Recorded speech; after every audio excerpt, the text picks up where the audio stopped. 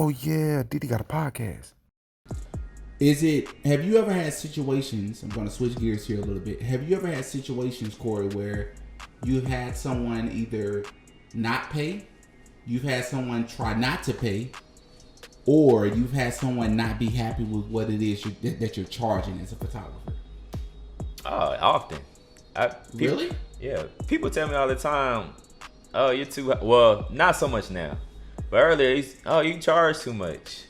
Well, what should I charge? That's been my response.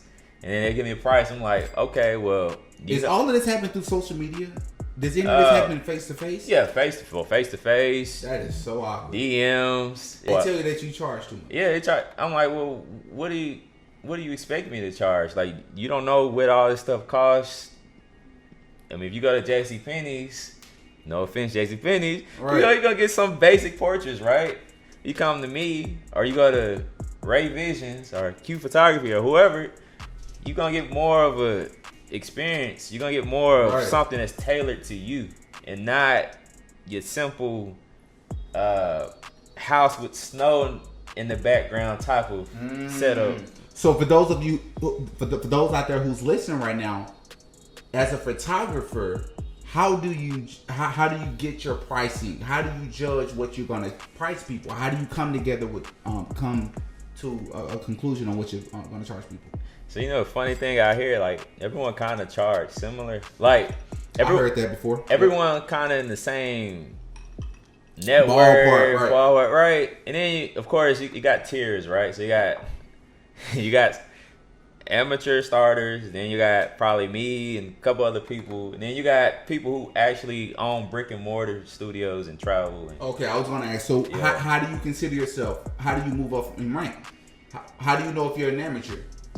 By the number of years? By the quality? How do you know if your quality is what it is? Because maybe what you think, other people don't think. The consumers may not think you're that good. That's true. I probably think I'm better than a lot of, I don't know. I think you're better than a lot.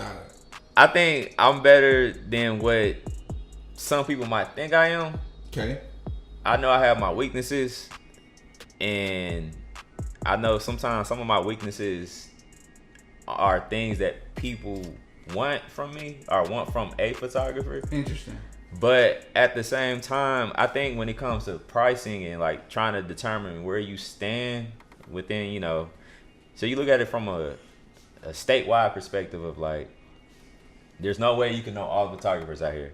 And this kind of go back to like, it could be somebody with only 5 followers on Instagram or not a huge network, and it could be like the best photographer out here. I probably don't even know the best photographer out here, but that kind of go to another subject of, to me, there really is no best. But it's all about preference. All about if you had a good day or not. All about consistency. All about a lot of things, right? Okay. But at the same time, it's kind of, for me, I feel like after every year, you should be trying to increase your price, whether it be $10, $15.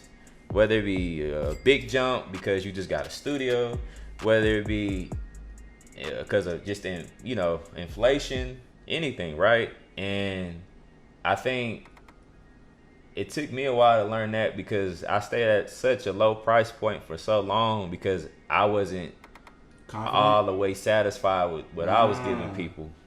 But now I'm getting closer to that point to where I'm liking about 80% of the shoots I do from a personal perspective. And that's when I know, like, okay, it's time to level up. It's time to push the bar further.